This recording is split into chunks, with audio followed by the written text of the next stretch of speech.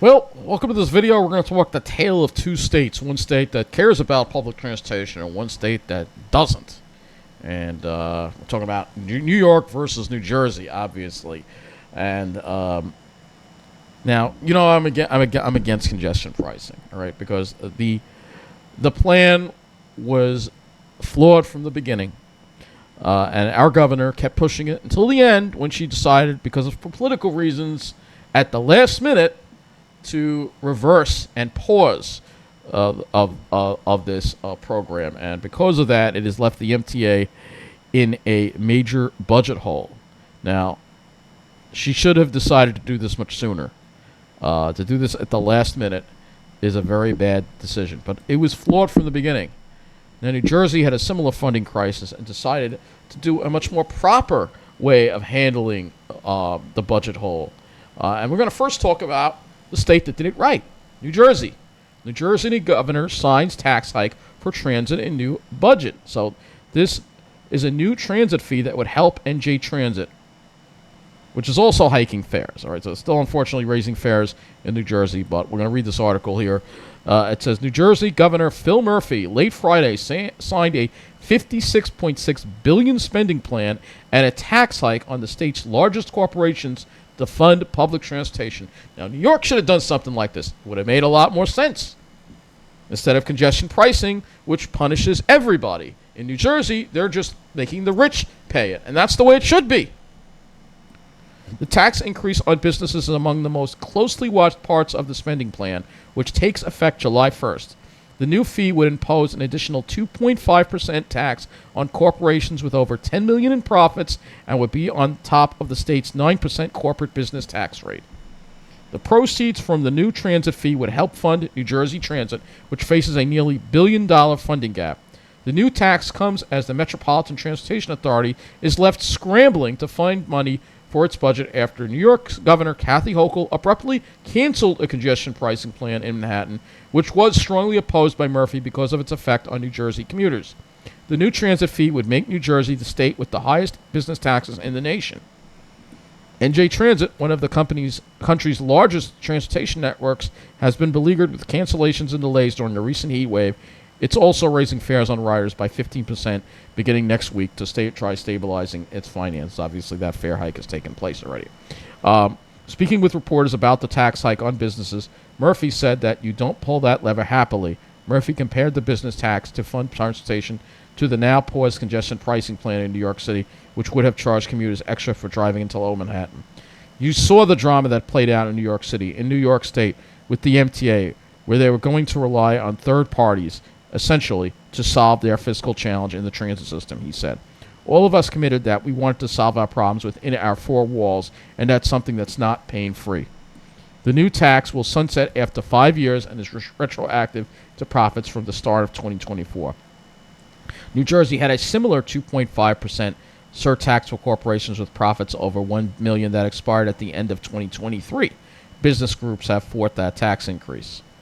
So, you see there that there's also a 1% hike on the assessment of health maintenance organization premiums, and the state would phase in the 6.625% sales tax to electric vehicles by July 2025. The state budget includes roughly $7 billion, or they're talking about other stuff here, but New Jersey did a much better job. I understand they have the highest corporate tax rate, but it is one of the highest cost of living areas.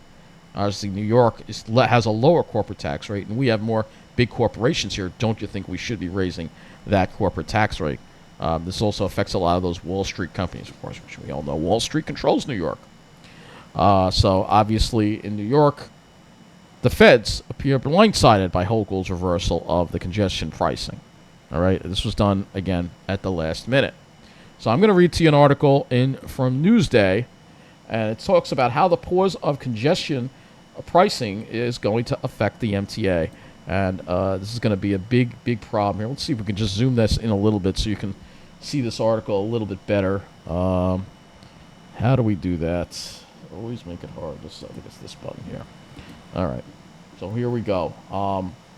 It says, tangled tracks, older trains, and accessibility remain issues. Governor Kathy Hochul's decision to pause the MTA's congestion pricing plan could mean keeping the Long Island Railroad's oldest and least reliable trains in service for the foreseeable future, putting off a project to get Amtrak trains out of the way at a busy Queens Junction, and delaying accessibility improvements to help thousands of LARR riders with disabilities. Of course, we have to suffer, right? So you see, Hochul, she doesn't really care about public. She's not a pro-transit governor, all right? She says she is, but she's not, all right? The Metropolitan Transportation Authority, the LARR's parent organization, was counting on the $1 billion in annual toll revenue expected to be generated by congestion pricing to fund most of the remaining work in its 2020 to 2024 $55 billion capital program. The total loss to the MTA's capital budget is $16.5 billion, which includes the cost of already installed tolling infrastructure. Yeah, because they already spent the money to put it in. Although the governor has vowed to make the MTA whole, agency officials for now are moving forward with a scaled-down capital program that focuses on maintaining rather than expanding the region's public transportation system. And we know the MTA also is inefficient. Nobody ever wants to get to the bottom of that, of course. Because the LARR was... Keep this in mind that the New Jersey Transit whole budget is about the same as the Long Island Railroad, and they seem to do a lot more with it. Just saying. Because the LARR was further ahead in its capital program than other MTA agencies, fewer railroad projects are in jeopardy than those involving the New York City bus and subway system. But the LARR is not getting off unscathed. Purchases of new trains, infrastructure work related to the Grand Central Madison expansion, and upgrades at a pair of Queen stations are all being put on hold. That means while LARR service won't get worse because of the cuts, it won't get any better either. It's disappointing to say the least, LARR President Robert Free told Newsday of the railroad projects in jeopardy. I'm hopeful that the governor will come through. I'll keep her at her word. But she failed to do that. Albany failed to find a new source of funding because, again, Albany, they're very dysfunctional. All right, Albany is very dysfunctional, whereas New Jersey is much better run, of course. Hochul told reporters in Manhattan on Tuesday she defended her decision to halt congestion pricing, which would have charged most vehicles $15 for driving below 60th Street in Manhattan. Yes, I agree that you should have done it sooner. The fact that she did it at the last minute, it's almost like she did it to screw people. All right. She should have done it much sooner, so there was more time to replace the funding, but she didn't. And Albany, they're out in summer break. You know, yeah, they get the whole summer off in Albany, pretty much. Yeah, it's ridiculous. So, Hochul said families are struggling, and it's not just the right time to add their costs. Yeah, it wasn't the right time. It never should have been done. It would have added the cost to a lot of things, including goods and everything else. It was a flawed plan, but she should have seen that months ago. Every project that is important, and they are all important, will be funded, Hochul said of the MTA's capital program. We'll find the financing. Well, she hasn't yet. So, Kyle Strober, executive director of the Association for a Better Long Island, a business and development group that has supported Hochul's pause on congestion pricing, noted, this isn't the first time the MTA has been forced to make tough decisions about how it will spend limited capital dollars. This is one more cycle allowing for a thoughtful review of how MTA predecessors successfully managed their challenges.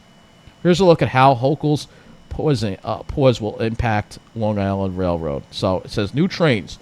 The MTA said that even with the reduced funding, it will look into prioritize purchases of new train cars with the $12 billion that it still has to pay for the remainder of its capital program. Still, the MTA is looking to cut $2.5 billion out of its budget for its fleet of trains and buses known as rolling stock. That means that while the LARR may still have the money to buy some new trains, it simply won't have the funding for all the new trains it planned to buy.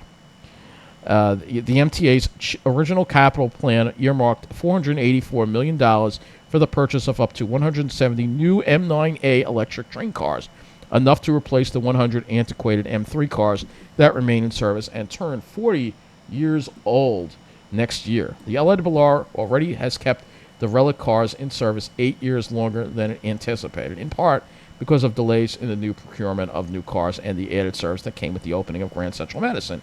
The LARR also has the option to buy more M9 cars from Kawasaki Rail, which recently delivered the last of the 202 new cars the railroad initially purchased.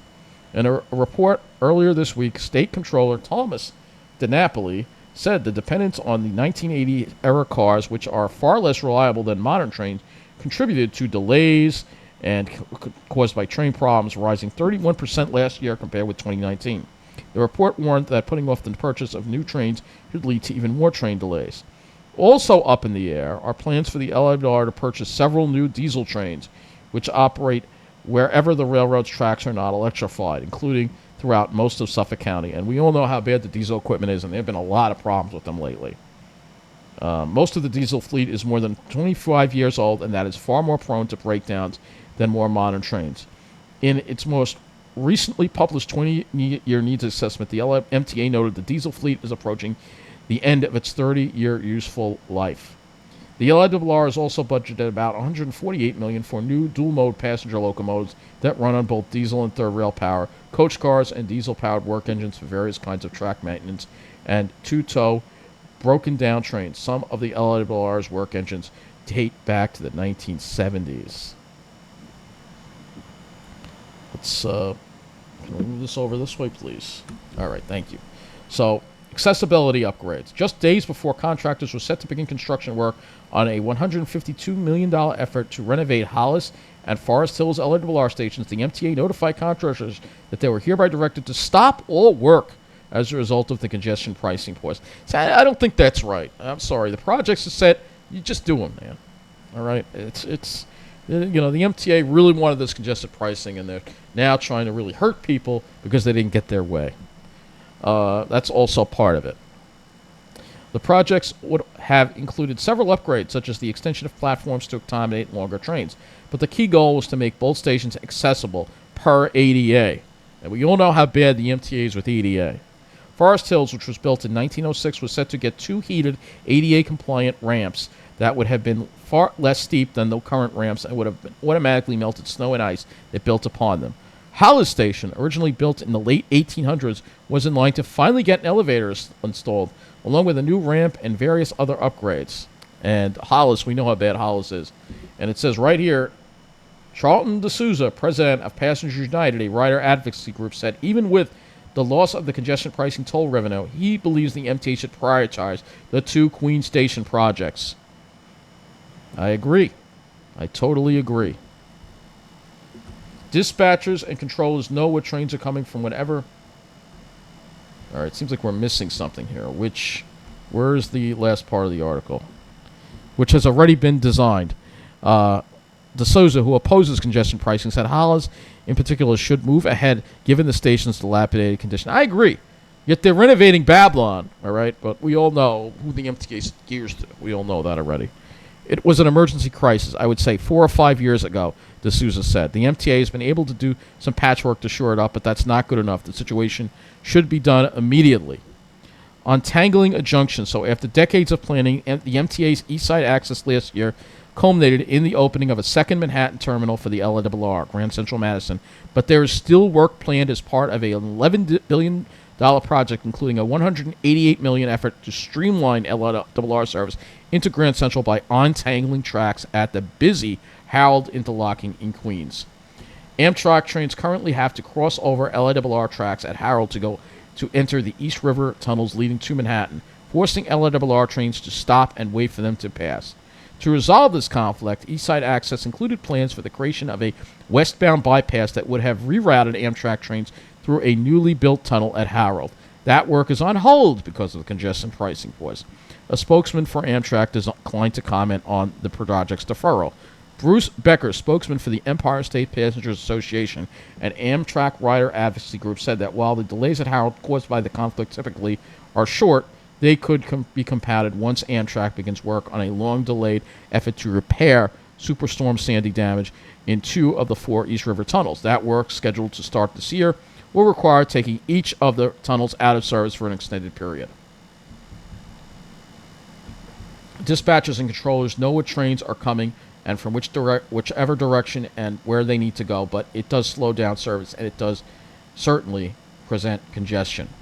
Subways, buses, and more. So although the cuts to the LAR's capital budget aren't as deep as those to the other MTA agencies, MTA Chairman Jana Lieber noted that Long Island railroaders overwhelmingly, when they get into the city, use the subway and bus systems. And Lieber told Newsday at a Lindenhurst news event on June 28th, Nassau and Suffolk commuters will feel the impacts of the cuts coming to the city's transit network. That includes the deferral of the next phase of the 2nd Avenue subway project, which would have extended the line into Harlem, nearly 24 station accessibility projects, public address system upgrades at more than 70 stations, signal modernization on several subway lines, and the purchase of 250 electric buses. Motorists may also be affected by the deferral of plans to rebuild a ramp connecting the Verrazano Narrows Bridge to the Bell Parkway. There were a lot of great projects that were higher on the list to get started, but now they'll have to be deferred a little bit. This is the deferred. Deferring is not a good word for the MTA. We saw what it did in the 70s. They just moved down the list, and we hope it will be a matter of just a delay and not a cancellation. But deferring some projects into the next 5-year capital program, which runs from 2025 to 2029, could have a domino effect, pushing out other infrastructure projects like the potential electrification of the Port Jefferson branch even further into the future. There has been decades of kicking the can down the road on some of these projects, so we're just continuing that mend. That's what we really lose when we lose something like congestion pricing. It feels like you're starting the race from the back of the pack instead of the front, and those comments are from Brian Fritsch, Associate Director of the MTA's PCAC. Of course, very pro-congestion pricing because they're tied in with Riders Alliance. No surprise. But there are other ways to do this.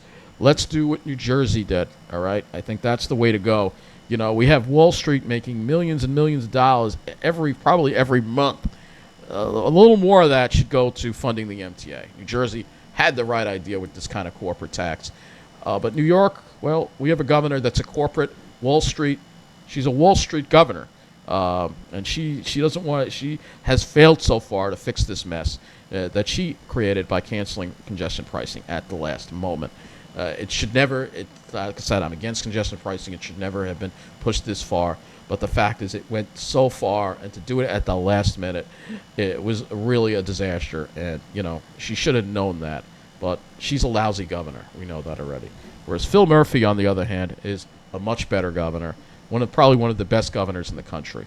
So you have one of the best governors in the country, and you have one of the worst governors in the country. And that's the difference. So, thank you for watching.